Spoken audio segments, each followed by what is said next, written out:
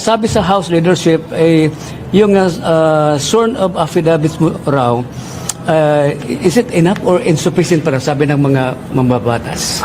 Well, sabi nila, insufficient daw and hindi nila tanggapin. So, hindi na rin ako nagsabit. Hindi na rin ako nag-aksayang gumawa pa ng affidavit. So, padayon lang sila sa ilahang gibati.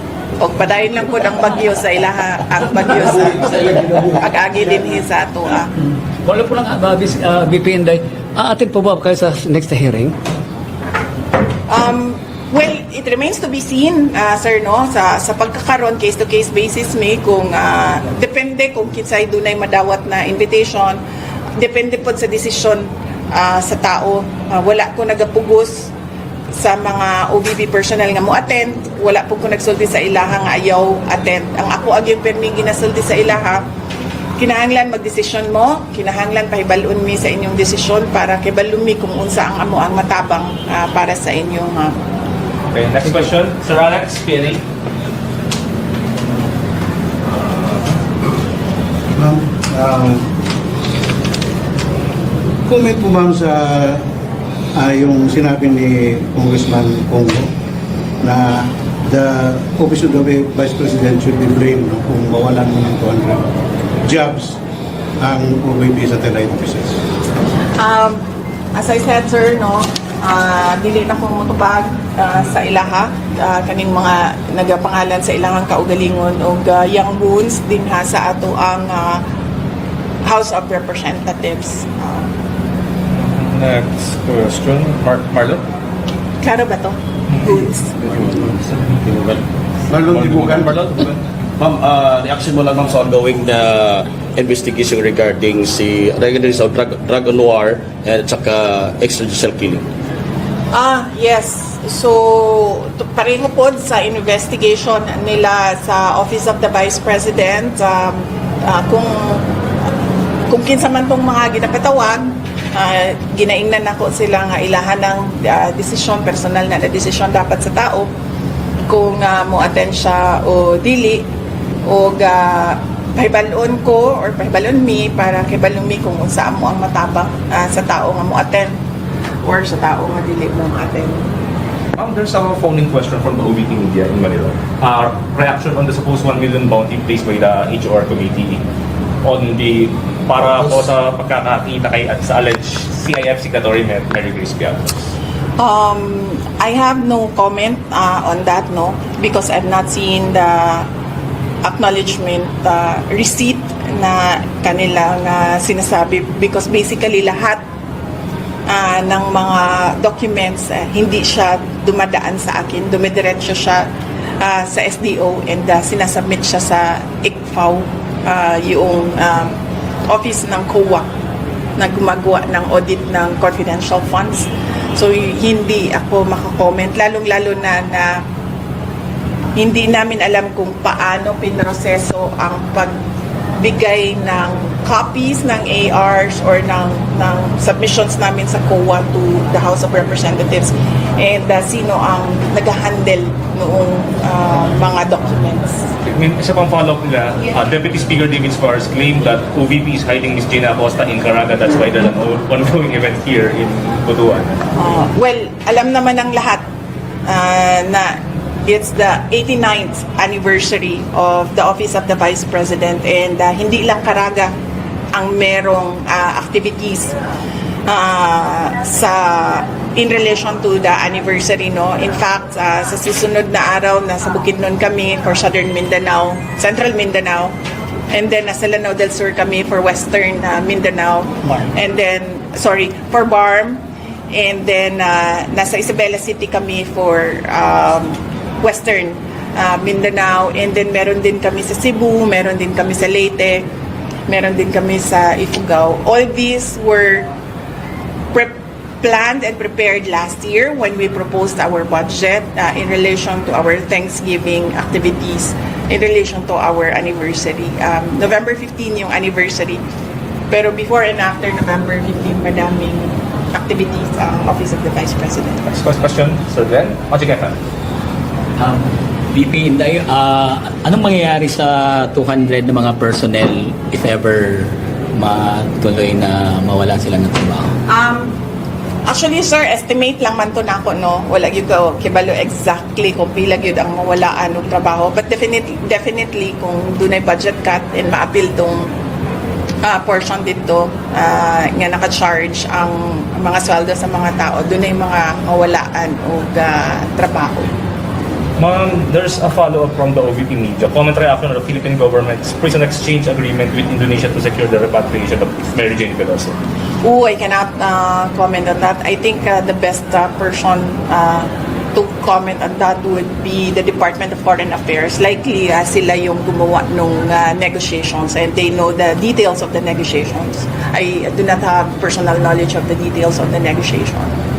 Next, Sir Lando, Radyo Servicio. Yes, BP, sayang kayo nasugdan sa imong papa na si Tatay Digong. Katong project na to, Mindanao Railway, mo na ito'y paglaon sa taga Mindanao nga muuswag kung gulambo ang Mindanao pero gipahunong karon sa kasamtang administrasyon. Kung sa imong komenta na. Well, yes, sir, maupod na ang kuano.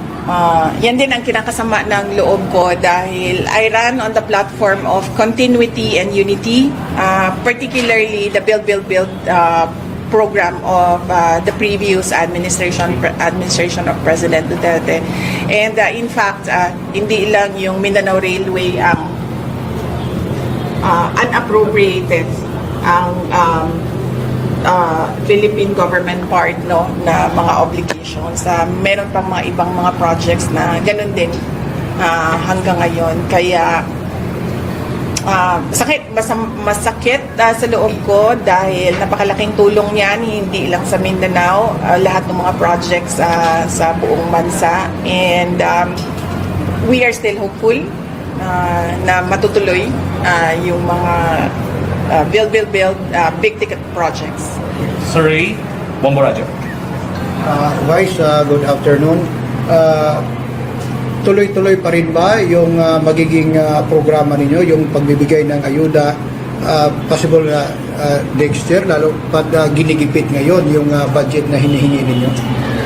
Okay. Sa Office of the Vice President, sir, wala kaming ayuda.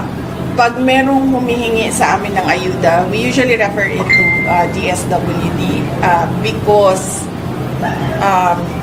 ang prinsipyo namin, sir, hindi dapat ayuda ang binibigay sa tao na nangangailangan. Dapat binibigyan siya ng mapayapang pamumuhay. Dapat binibigyan siya ng oportunidad para makapagnegosyo. Dapat binibigyan siya ng oportunidad na makapaghanap ng trabaho. Yun yung prinsipyo namin.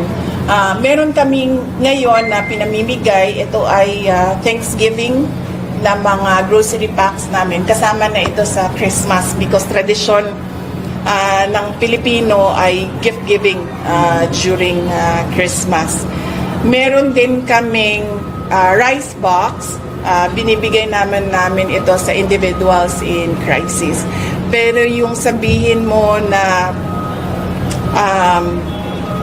tira bahala nga panghatag og ayuda, wala kaming ganon sa OVP. We still believe, and it is our platform and it is in our budget na good governance is the key to nation building. So, hindi nasusolusyonan ng ayuda yung problema ng mga tao, lalong-lalo na sa kapos na pang-araw-araw, lalo na sa kawalan ng trabaho at sa safety and security and well-being ng tao. So kahit man noong ako ay mayor ng Davao City, we always endeavored to develop we always endeavored to implement peace and development instead of dole-outs. Isa pa po sa ako ang kuan nianing mga ayuda kay mura basyag kana ganing insulto sa kawadon sa tao nga murabag wala man ka 5,000 ra imuha humanata mura gingana ba nga sa pananaw nako ang trabaho sa gobyerno paniguraduhon nga dunay oportunidad ang mga tao kontra sa hatagan nimo siya og dole out. Paano Vice, nakita ba nimo ato na pahigayon nga mahatag ang pundo imong pangayo lagi na sa Senate Gihatag na namo na no sa Congress, both sa House of Representatives and sa Senate kung unsa ilahang desisyon mahitungod sa budget sa Office of the Vice President. Ang amua lang kung unsa ihatag mo among dawaton mo ang amuang iapod-apod sa mga programa o proyekto sa amuang opisina. Maybe regarding pa sa imong hangingon kay ganina undecided to magkaturan sa election for presidential election, but then na ko survey VP nga ikaw maginagunas for presidential survey, so unsa bay imong assurance po sa mga kining nag-aghat sa imong karon VP to run for president for the next election? Appeal sila, ma'am. Yes. Appeal sila sa ako ang pagsiguro buhat sa desisyon sa umaabot na mga panahon. Sigurado ko dunay konsultasyon nga mahitabo, especially sa mga parallel groups, mga ordinary citizens nga nagaauhag yun nga mudagan ko pagka presidente. So apilo na ko sila pag mugna sa akong desisyon. Follow-up question, VP. Sa kadaghan sa mga karagahan magod everyday nga nagapangayo og serbisyo, especially with medical assistance, VP, how you can assure nga makatagan sila tanan og assistance, especially katong mga medical assistance diri sa Carolina region? Yes, kung unsa may naa sa amo ang budget, amo gyud na nga ginapanigurado nga ma-utilize siya. Gamay lang kaayo gyud ni ang amo ang opisina, gamay ra pod ang budget sa Office of the Vice President. Pero kung unsa may naa, ginaingnan yun na ko ang amo ang mga satellite offices na ipagawas na utilize na para sa mga nanginahanglan. Last two questions. Miss Nochi, Power Radio. Junji alias in the DP. Yes, sir. Good afternoon. Vice, dako kang kalta sa atong budget no for next year. What will happen sa atong mga Office of the Vice President, regional office vice, posible bang makasira? Wala pa man good mi nakakita, sir, sa amo yung tinuod nga budget para sa 2025 kay wala pa man napirmahan ang atong General Appropriations Act. Dito sa Balao, dito ginato makita kung unsa gyud ang final na budget sa amo ang opisina. Once makita nato to, mahibalo ta kung unsa ang ato ang mga buhaton, unsang mga programa o proyekto atong pagamyon, unsa ang ato ang mga programa o proyekto na i-collapse o isarado, nagahulat ta sa GAA nga ginatawag nato ang appropriations budget nato. Alam lang, Vice, regarding aning kritiko ng mga congressman nga gaduptikid na kuno ang Office of the VP sa mga program projects sa atong government agencies. Yes, dito manggod sa ako ang pagsugod no sa ako ang termino isip Vice President, doon na magugoy nga buhat no. Dito sa oath, kung makita ninyo ay execute and implement laws and kanang na ako sa executive department, kauban ako ang ato ang Pangulo. So, but pasabot, nakabutang ko dito na I will protect and defend the Constitution. But pasabot, tanan tong mga nakabutang dito sa Constitution na kinahanglan buhaton sa atong gobyerno, mauto siya ang ako ang gi-oath. Dili siya nato masulti nga duplication tungod kay ang isa ka ahensya sa gobyerno, kung dunay muduol nga tao nga nanginahanglan, dili siya pwede miingon og dili ko mutabang sa imo, ha.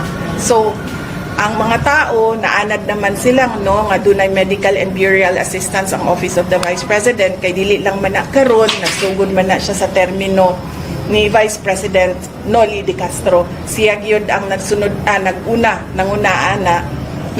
na paghumangi padayon siya sa mga lain pang nisunod na Vice President.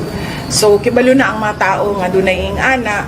Therefore pag muduol sila sa amoa, dili pwede mo sulti ang gobyerno na uy, pasensya ka na, bahala ka na sa imong kinabuhi, ikaw na bahala sa imong pasyente.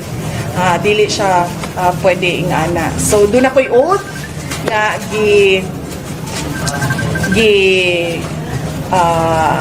undertake na dito sa ako ang oath nagtanan nga naa sa constitution nato kinahanglan gampanan sa isa ka vice president. Final question. Therefore, dili ko pwede mo dili sa mga tao nga nangayo og tabang. Question, Sir King. Okay, ma'am, what is your biggest, the biggest challenge karon as si Vice President sa Pilipinas?